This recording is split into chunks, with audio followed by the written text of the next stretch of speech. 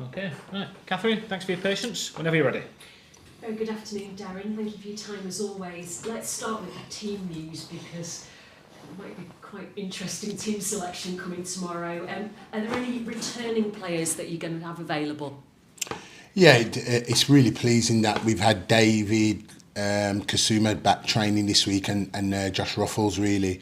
So those two have been a wonderful added boost to have those two back in training this week. So we're pleased to see them back with the team. Is there any update on Jack Rodoni, Josh Karoma as to how long they might be out for? Yeah, they're going to still be out. We think obviously Jack may be out for a little bit more time and Josh Karoma hopefully not as long. We also saw a couple of pictures doing the rounds on social media of Delano Bergzorg. Is he all right? Is he fit? Yeah, Dell just had a knock, and I think players nowadays post a lot of stuff on the internet that's just displaying him, but we're just monitoring Dell at the moment. And then obviously suspension of Jonathan Hogg tomorrow as well, which will be a huge miss. What are you going to do with the midfield? Yeah, for me, we knew that Huggy was going to be suspended after picking up his booking last week. So it's just a matter of somebody else deputising and stepping into his shoes. The group, we've known that from since Huggy's booking from last week being the fifth one that he was going to miss this week, and it's all part and parcel of the game, and it's now up to somebody else to step in and sort of grab the bull by the horn, so to speak, with tomorrow's game. How big a miss is he, as much as anything, because he's incredibly vocal on the pitch? He's a real leader out there. Yes, I mean you've touched based on all those aspects, because Huggy's a team leader, is a good team captain, but not just for what he does on the pitch, but off the pitch as well, really. So to not have him tomorrow will be a blow. But as I said, it's up for somebody else to step into his shoes and grab the opportunity. Might we be seeing quite a young-looking first 11 tomorrow then?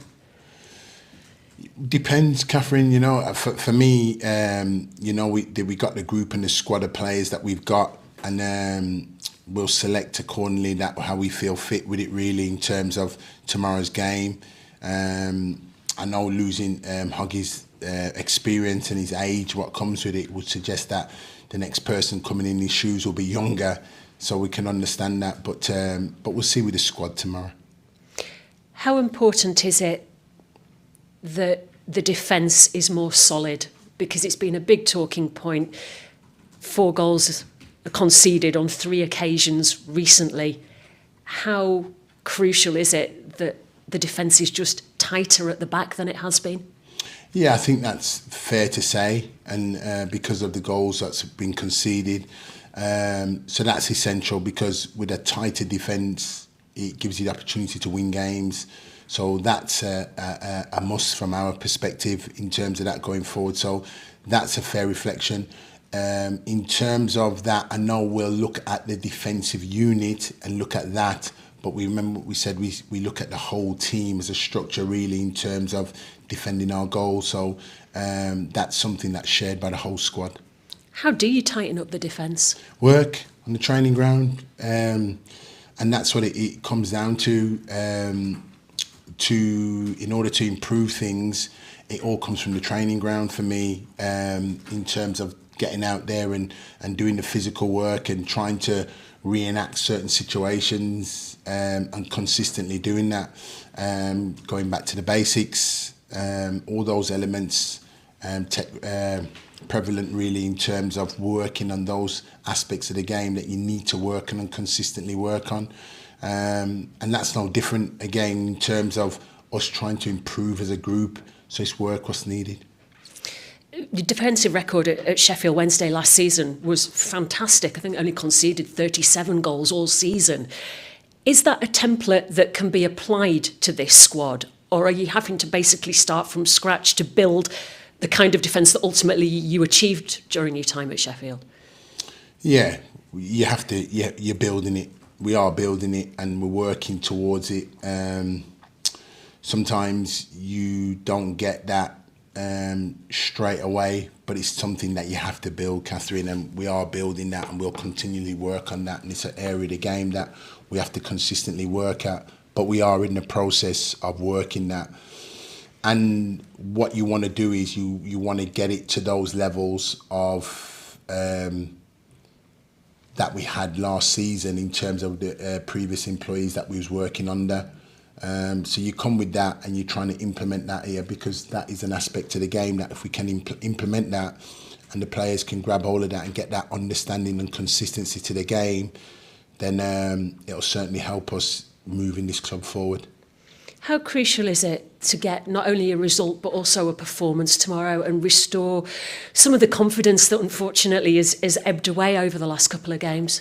Yeah, and that's down to us as a group in terms of getting the right performance. We need the fans, but the fans need a performance to get behind the team with, really. So that's the bit what we want to focus on, really, is getting the right performance. Last week wasn't a great week for us in terms of the performance and results.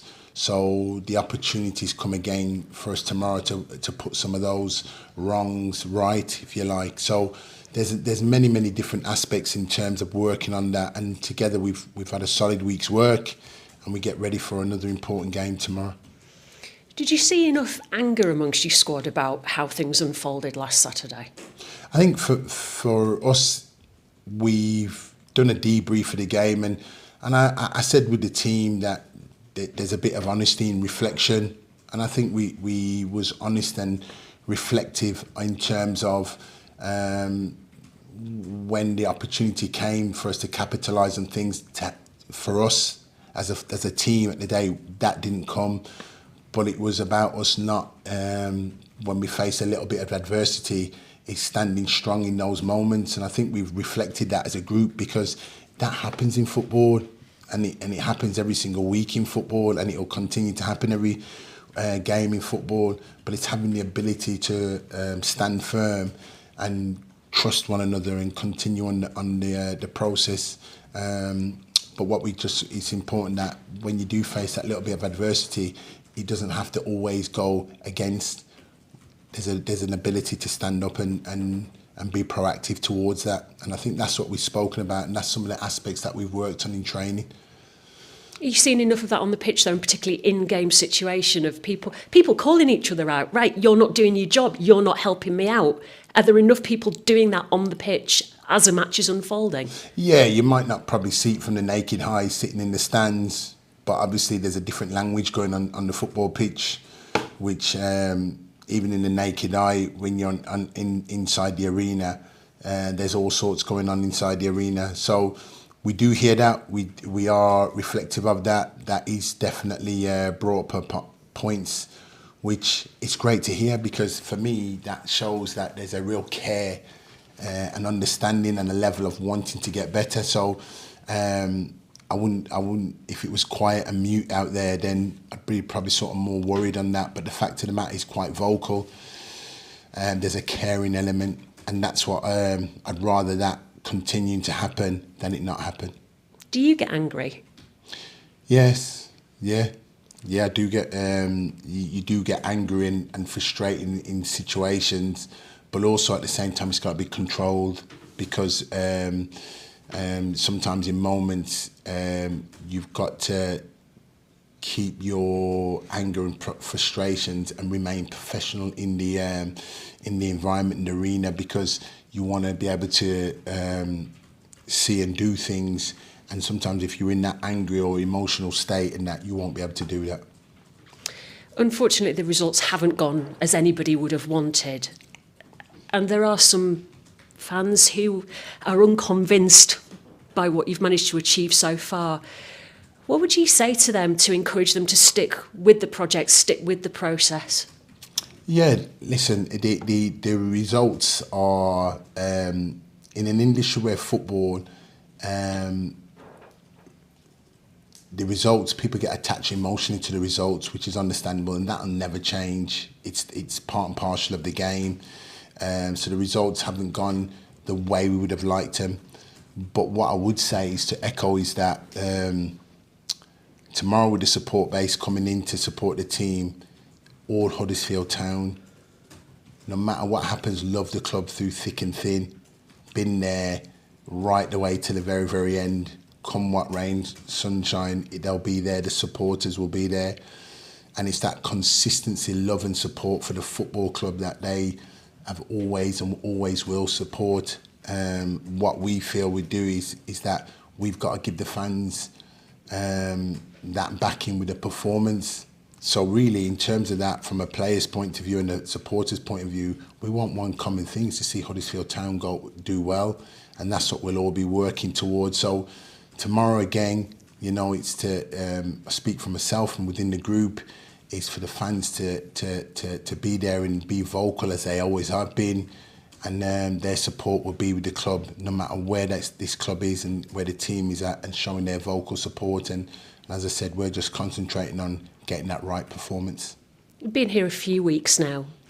Is this perhaps a bigger project and there's more work to do than perhaps you'd envisaged when you agreed to take it on?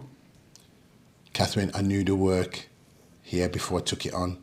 So I'm standing here wide-eyed, open and thinking, my goodness, look at this. No, I knew when I arrived here the work, what was needed at the football club. And it's just about getting on and doing that work and doing it to the best ability and continuing to work to the best of your ability. When all the jobs I've had leading up to this, I've been in difficult situations, so I don't envisage this being any different. My job is to continue to work extremely hard and seeing all the situations that are where they are at this time and trying to put them right. The results would suggest that they're putting them right, but in order for them results to come right, there's a process what needs to be put right, really, and we're working on putting those processes right. And then the results will follow, I'm sure. Last couple. The owner here, Kevin Nagle, is very vocal. He's very keen to engage with fans. He does that a lot on social media. He has been quite quiet this week. I just wondered if you'd had a conversation with him and that he equally is offering assurances that, you know, he wants to see this project through. He is backing you, affording you that patience to carry on doing the job you've started. Yeah, when we came to the football club in terms of, you know, explaining where this club was at, we're clearly on the page in terms of where the club's at and where we want it to go and where we want it to get it to. The chairman is a really top guy in terms of what he wants for the football club. He just sees this football club in such a high status in terms of what he wants to do with his football club in moving it forward. And it's all part and parcel of the turnaround here and what he wants to bring to Huddersfield Town Football Club, and it's nothing but positivity and energy.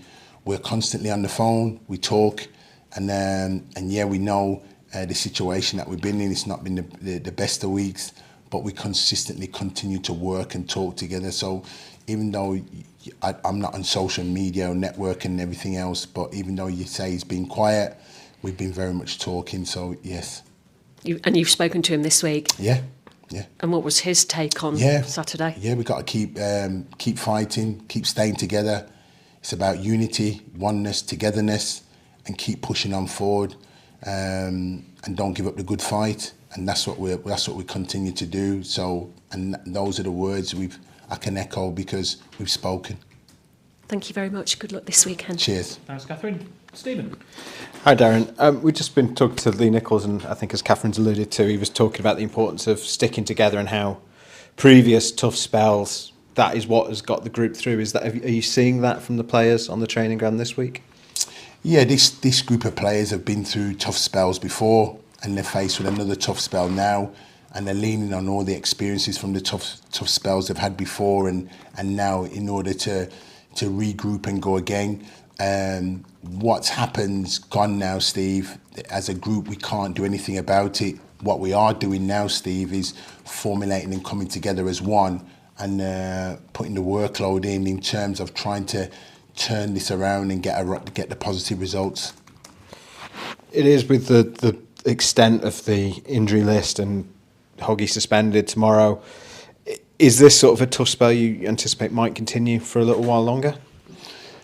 Yeah, and if it does, it does. I mean, it's one. It is part and parcel of it, Steve. If it is, and we've just got to get on and do what we do to the best of our ability. We know when those injuries return, there'll be a big added bonus, and they'll help us a lot. We know that. In the meantime, the players that we haven't got, and we haven't got them for a reason, because they're injured.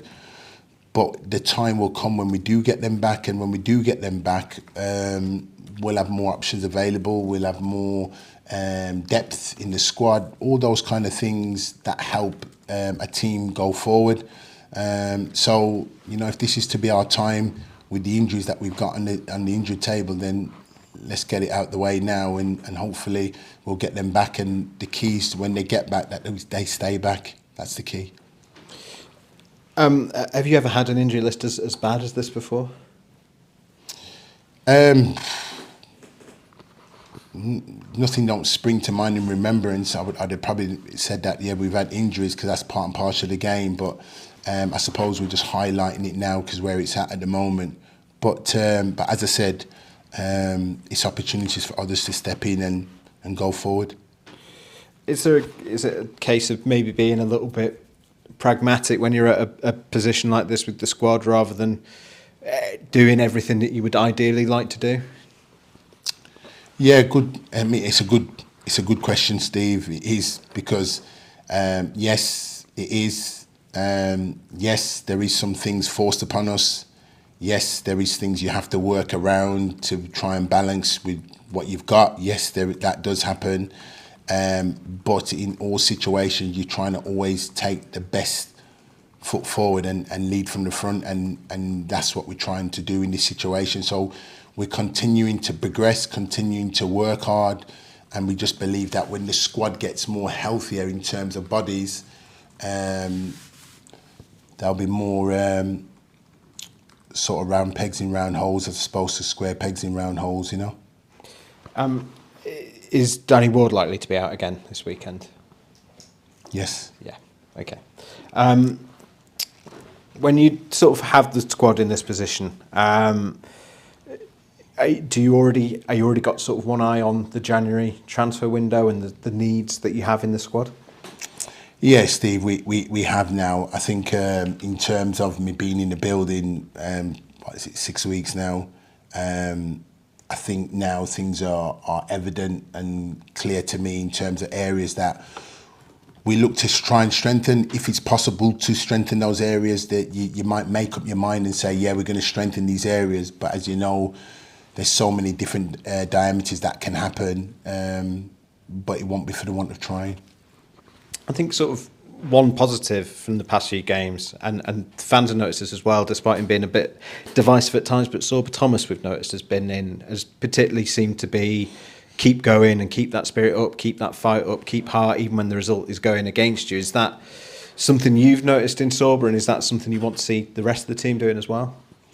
Sorba's a good player, and really, really good player, and I've certainly been impressed with him, and in terms of, you know, his drive and endeavour, and where he's at, you know, and his real self-belief. He's got wonderful, and he's been epitomising that in his performances. So long may that continue. And as I said, you know, for the rest of the group, and that, you know, there's the rest of the group have got different talents, whereas Sorba's got his own talent for the team in a particular area. It's about others playing and sticking to their strengths in those positions, really, and that's where we've been continuing to work from, and hopefully with that brings a level of consistency, which brings a level of performance. You have now had a good look at most of the players, certainly the ones that are available at least. Do you feel like you've now got a good sense of everyone's sort of strengths and weaknesses, and maybe tried some things that have or haven't worked that you can now replicate or get rid of? I think that's fair to say, Steve. And as I said, you know, you try some things that you want to try. You've had to try some things that have been sort of forced because of the situation and the circumstances. So, but in that, you develop a learning and an understanding. And I think that's the the biggest thing really in terms of where we've been at, and you know some of the decisions that we've had to make, and sort of roll the dice, rotate things around in terms of managing and dealing with games, and that's what we've had to do. But in terms of understanding the group, of course, when you're here from being here after 6 days or 6 weeks, there's a more of a level understanding with the group when you're working with the group and you see them on the training ground. First couple of weeks I was here, we had 4 games in 2 weeks, minimal training. You're just more or less playing the games and recovering the players. The next block was 2 weeks international break, which was great to get out there and work with some of the group. And then obviously we've come into these two weeks now, building up before we break for the next international break. So there is a level of understanding where the group's at, but they've been a great group to continue to work with, and we continue to do that. It felt like last week there was a lot of Leeds getting in behind the 2 fullbacks. Is that a particular area of concern at the moment? All areas of concern, Steve. All areas of concern. I keep saying to you that, you know, let's not particularly identify individuals or an individual. It's all areas really, and we share the load together, and that's the way how it is. And you know, I'm consistent with the words in terms of the approach, in terms of the game, is that we're striding to get better as a team, as a club, in terms of all aspects, and there's work to be done here. And the only way it works is doing as the weeks and days, or the days and weeks pass by, is putting that good solid work in, and continuing to make days that you're working in good days, which then hopefully turn into a good week. That's all from me. Best of luck. Cheers. Thanks, Steve. Come to Stuart from the Yorkshire Post next, please. Hi, Darren. Hello, Stu. Sorry. How's things, guys? I just wanted to ask, when you came in at West Brom and at Sheffield Wednesday, obviously very late in the season in a relegation battle, do you have to cut corners then? And I'm thinking more about now, coming in September. Is it more about doing work that might take some time to come to fruition but builds more solid foundations? Yes, Stuart. Yeah, and that's the thing is, you're working with the group now in terms of where the group's at now, understanding the group where the group's at now, but also at the same time understanding that if you get certain personnel back in at certain times, then things drop into place far more easier in terms of where they're at. So it's taking that as well. So it's looking at the short term ones, which is the here and now performances, the games, looking to try and win games. Obviously that doesn't go out the window, and that's what we're trying to do.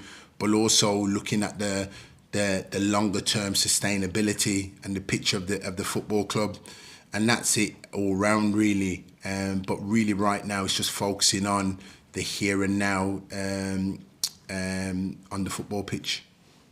I mean, obviously results are always what you judge by, you know that as well as anyone, but is there anything you can do in terms of the way you play that maybe buys you a bit of time if luck doesn't go your way and the results aren't forthcoming? Yeah, we've been trying to do that now. I mean, I don't think the team's anywhere near the article that I see them at the moment, if I'm being straight and perfectly honest with you, but it's been able for us to come in and assess the group. Remember, I said, Stu, it's about looking at the group and seeing where it is at the moment and making adjustments to where the team's at now. And that's what we've been trying to do as a staff and a management team in terms of what's available at this moment in time. So it is that, do I see the team anywhere as the model as I would like it to be? Nowhere near. Does that take time? You know that, Stu. You know, in terms of, you know me quite some time now, in terms of what's needed, and I'm aware of that and the process needed, but also I'm aware of the fact that results as well, really. So there's two aspects of it, really, in terms of that, but we continue to work, and we can't moan and groan in terms of where we're at. That's football, and we get on with it. This might be an unfair question, so say if it is, but can you put a sort of time on how long it takes before you're never happy with the team, but when you're sort of comfortable that those foundations are in place? Yeah, I don't. It's so difficult to put a time on it, because when you put a time on it, you get legislated with that time, because the fact of the matter is, learning comes in very different forms, and some learn quicker than the others, and that's the part and parcel of anything. What I will say is that if you look back in history and currently now, any team, side, individual, over time, by consistently working hard at a particular skill set, there is improvement, and that's over time, and it's time and time again. It's shown some of the most successful organisations and teams been built over time, and I see that being no different here at Huddersfield Town Football Club. The one consistent is everybody touched with this football club wants this club to do well, and 100% so do I, and I can work every single day hard to see that being put in place, and we'll continue to do that. But I understand the industry that I'm in. I've been in the industry a long time as a player and as a manager, and understand it and don't deviate away from it's a results business industry. So I've got that, and I'm aware of that, and you're competing for that. I've been a player in here and I've been a manager in here competing for results, and I'm no different here today. We're just in a spell that's going to require that everybody pulling together for Huddersfield Town Football Club, and the work with inside the football club's ongoing. And again, we get the team out there tomorrow, and we get ready for another tough game, but a game that we look forward to, because the next game in the fixture list that we look forward to, Stu. You have to sort of prioritise, because I guess some managers would say, well, we conceded 8 goals in the week. The next game, we've just, clean sheet is absolutely the overriding priority. Is that the sort of way you look at it? Yeah, we want clean sheets, because ultimately clean sheets get you the right result that you need to at the end of the day. It keeps you in the game. I said earlier to Catherine that you want to get clean sheets because that's part and parcel of the game, and it gives you a leverage footage to try and win the game. So that's another aspect of the game what never goes out the window. And the successful teams over a season have got large elements of that. That when you look at them scoring goals, when you look at the defensive side of it, they've kept a lot of clean sheets. And if you look at the league tables now in any division, you'll see that with any team that you associate at the top of the league. And how important, given that you're back at home, is it that you just give, the results kind of out of your hands if Watford play amazingly on the day, or you have a bad referee decision? But how important is it that you give the fans something to come away from thinking, I can see where they're going, I believe in what they're doing? Yeah, I think for me, we've seen 2 aspects of the team in terms of good performances against Ipswich and QPR, where there's been that real committed performance. Coventry second half, a real committed performance. So we've seen that. Then we've seen elements of the other side of the game where we've probably not played to the true potential. So the frustrations will be that they have seen elements of that with the team, and then there's been elements where we've not seen that with the team. So what we have to just do is take the first option in showing those elements in the team, because the players have shown that they can do it, and we desire to put those performances in. So, and I think that's probably been more the added frustration as well, in terms of that we've seen elements of that, and there's been a real good feel factor in those games. And then obviously we've seen elements where we've not quite lived up to it, and that's why I say really it's the consistent performing, that when you're working with a group of people in the team, there's that it's finding that level of consistency to be able to perform that week in, week out. And that's something that we want now. I want it now. I want it tomorrow. But sometimes at the same time, it's a process in terms of getting that level of performance to where you require it and getting that consistency, Stu. And why do you think the gap is so big? Because as you say, you've had some good games, and then you've had 3 games now when you've conceded 4 goals. Obviously, you want to reduce that gap, but why do you think it is so big between your best and your worst performances? Many contributing factors in terms of the level of turnaround of games, the ability to not consistently have the squad in terms of building those relationships and dynamics. And, you know, there's been lots of changes in the team. There's probably not been a consistent flow of 11. So there's been many contributing factors in trying to get used to partnerships, units, a team cohesion. There's loads of those that you can't quite put your finger on it. But what you end up trying to do is teach a group of players in terms of a certain way, what's expected in terms of over a course of time. And of course, when you're playing against oppositions, never ever one game's the same, as you know, Stu. Just like you're taking a golf shot, you're never going to hit the same golf shot twice. Same with the game of football. So it's just really adapting and applying yourselves right for those games when they come. And you're trying to do the more things right than you're getting things wrong. But as I said, it's dealing with those split-second decisions and making good decisions at the time when it's required. Excellent. Thanks very much, Darren. Thanks for your time. Thanks. Cheers. We'll finish with Ian from the Mirror. Ian. Hi, Darren. Hello, Ian. Just a very quick one, going back to what you were saying about the importance of getting results and so on. The way the fixtures are tomorrow, if you beat Watford, you can go level on points with them. Rotherham and QPR are playing each other, so the gap below can become much more pronounced as well, depending how that goes. In terms of a quick hit, a win tomorrow would change the complexion of the situation, wouldn't it?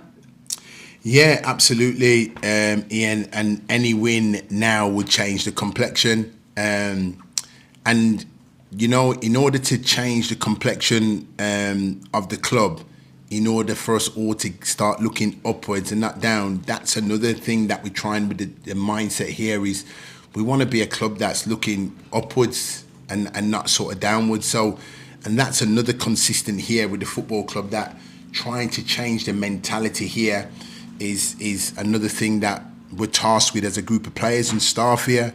You're absolutely right. With the right result tomorrow, could change the whole dynamics and complex of getting us as a group of people and fans looking up in the right direction. That's great. Thanks, Darren.